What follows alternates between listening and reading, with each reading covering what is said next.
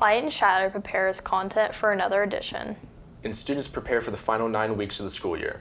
KEHS News starts now.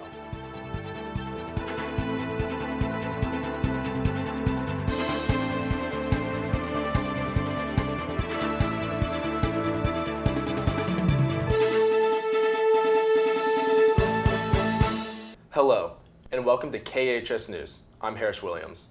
And I'm Mimi Wright. Thanks for joining us on this edition of KnightVision News. Submissions for Light and Shadow, Episcopal's award-winning literary magazine, end soon. To tell us more on the submission process and who's involved in the magazine's creation is reporter Carlos Thatcher. The English class, Creative Writing, has currently opened submissions for the Light and Shadow literary magazine, a way for students to express themselves through writings and through poems. Now here's Ms. Harris talking more about it. I think Light and Shadow is a great addition or component of EHS because it gives students an opportunity to express themselves creatively, whether that be through writing or through art. Many of the things that students do obviously are academic, structured, and I think creative writing, creative arts is important for students to really explore ideas and values that are meaningful to them and to share them with the surrounding community.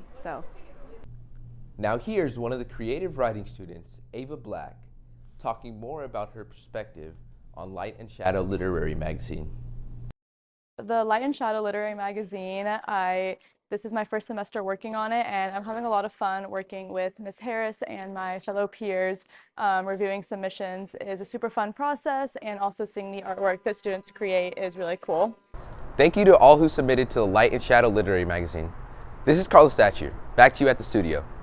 Congratulations to all those who contributed to the magazine's content and creation. With the third semester ending, it is of high importance for students to push through the final quarter of the year. Here to give us some academic insight into finishing the school year strong is KHS reporter Miles Edelman. Thank you, Mimi. As the school year enters its fourth quarter, students and faculty here at Episcopal High School are gearing up for the final lap of what has been an eventful academic journey. You can come to our final study session. Be on the lookout. We're going to send an email. We're going to have a study session in our office at the end of April. So you can come by our office and we can go through the packet with you, or you could also attend our group study session. I think keeping a planner, writing things down. I know the Canvas calendar keeps all of y'all's assignments, but you should really write it down. It creates a muscle memory. And then mark those things off if you can. Study tips: review your notes every night, because if you're not reviewing your notes when you go to study for a test, it's like learning the material all over again. So review your notes every night for every class. Keep a study planner to keep track of all your assignments and when you're supposed to turn things in.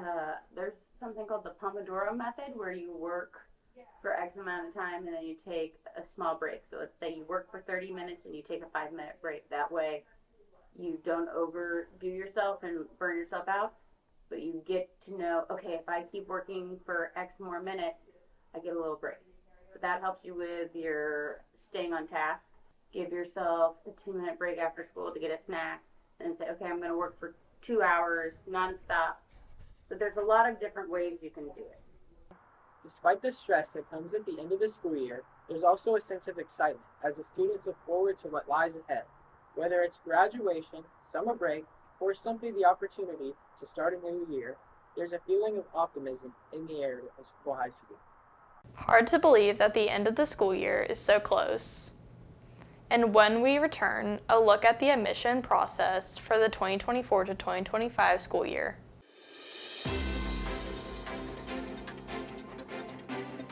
Why are people watching KEHS News? Because it's the right thing at the right time. Missed out on what's happening on campus? Find out the latest on Episcopal's only news program. You'll get more video coverage, more in-depth reports, more pillar news, and always to the point. The right news at the right time. You're watching KEHS News.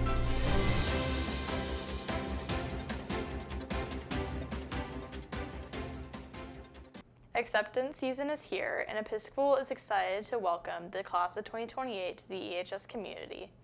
Joining us to share some knowledge from the admission office about the acceptance process is field reporter Alexis Brown. March is here and future Knights are awaiting their acceptance letters, but there's a lot that goes on behind the scenes in order to get those letters out in time for March 8th. The admissions office has been working hard on finalizing their 2024 acceptances. Let's take a closer look at this year's admissions season. We interviewed the head of the admissions office, Ms. Wasden, to give us a little bit of information about the EHS application process. Pretty similar to a college application process, right? There's an application, we require a standardized test, which is the IC, which you may remember, teacher recommendations, transcripts with grades, and then we interview every applicant. We start reviewing in earnest at the beginning of February. We do require all of the materials to be in by the middle of January, but some people are a little late, and so, we give them some grace with that. And we typically interview through the end of January. So as soon as we're done with interviews and our applications are complete, then we start. Episcopal was founded to enroll a broad range of students with a lot of different talents, and we do that really proudly and really happily. We have a committee that includes members of the admission office as well as administrators and teachers, and so these applications get a lot of looks. And then we read against a common rubric so that we're considering everybody sort of up against the same benchmarks, if you will. Ms. Wasden shared events that upcoming freshmen can attend to explore more of the Episcopal campus and 4 pillars that are offered. So we'll have night celebration the first Wednesday after spring break, and that's a big evening event with food and faculty, and the arts and the athletics folks are there. It's really a fun night. And then we also will give campus tours for families who want to come back and take a tour. And we'll have a couple of revisit days for students to come and sit in a couple of classrooms and then have lunch in the cafeteria. We appreciate all the dedication that the admission office has displayed, and we are excited to welcome new Knights to the EHS community. I'm Alexis Brown, back to you in the studio. Thank you for that report, Alexis. The annual Camp Allen Senior Retreat was filled with the memories and emotions as the class of 2024 begins its final months of activities, culminating in graduation. Reporter and fellow senior Adam Deutsch asked his peers what they thought of the retreat and what they will carry with them from that day. With senior retreat ending, we're going to take a deeper look into what the students took out of this amazing experience. Favorite part about senior retreat was playing pickleball with the boys, beat Adam twice. And then my favorite part, hanging with my advisory, was the questions towards the end of the retreat and then going on a nature walk. My favorite part of the senior retreat was doing the high ropes course, and I did the power pole, and I was successful in that. And my favorite part of being with my advisory was competing in the low ropes events and the balance beam, and we got 12 minutes and 25 seconds and broke the camp world record all time. My favorite part about senior retreat was probably doing the big leap thing, on the high ropes course. And then my favorite part about being with my advisory was just hanging out with my boys, because, I love my advisory. I got a bunch of dogs in there, so it was fun. I'm Adam Deutsch with KEHS News, signing off. Thank you, Adam. I have to agree that it was a memorable day of fun and reflection. Spring break is on its way, and students and faculty are very excited for the week away. Reporter Jack McKinney took a deep dive into the plans of members of the community who are looking forward to this final break from classes. Spring break is less than a week away and campus is buzzing. We asked students and faculty where they're going and what they're most excited about for the upcoming week off. For spring break, I will go to Taos, New Mexico. Most excited, I think it's doing some great skiing and spending quality time with my family. During spring break, I will be going to the Bahamas a little bit.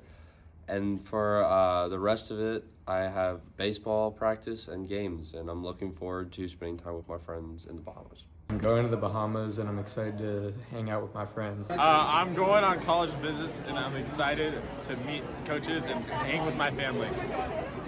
I'm going to my grandmother's farm, and I'm excited to pick cherries with her. It will be so fun. I'm going to Seattle, and I'm excited to hang out with my family. I'm going to the Bahamas, and I'm excited to go to the beach. I'm going to Colorado, and I'm excited to ski.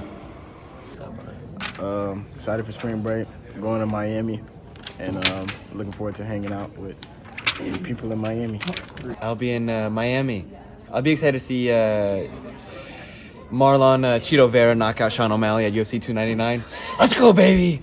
I'm going to the Bahamas for spring break as well, and I'm excited to hang out with my friends. Thank you to all students and faculty who participated in this year's spring break survey. For KEHS News, I'm Jack McKinney. And now here's Jack McKinney again to bring us news from the athletics pillar.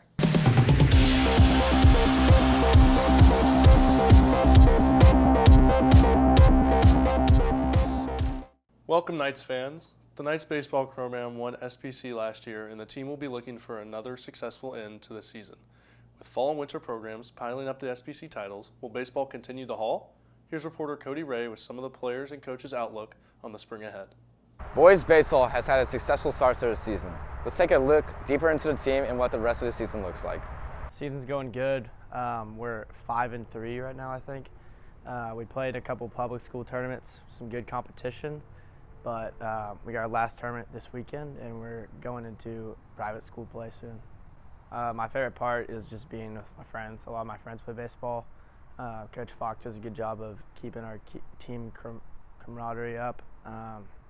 But yeah, just being with my friends is fun.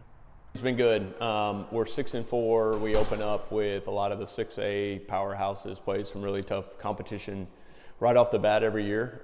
We've had a couple games we've kind of processed through reasons we lost, more to do with more than baseball. But ultimately, this team has shown the makeup to be able to come from behind, to believe in each other. I think it's a very talented group. Favorite thing about coaching, the relationships. I mean, I love baseball and have played it my whole life, and my 3 sons play baseball, but that isn't what drives me at all. I mean, it's the relationships and doing life with these guys. I mean, there's so much time spent together in practice, on the fields, the bus rides, and really helping them process adversity and failure and being accountable and trustworthy to others and living for something bigger than themselves and learning to really do the hard things when it's scary. And so to watch that and to stay in touch with these guys after they graduate into life is just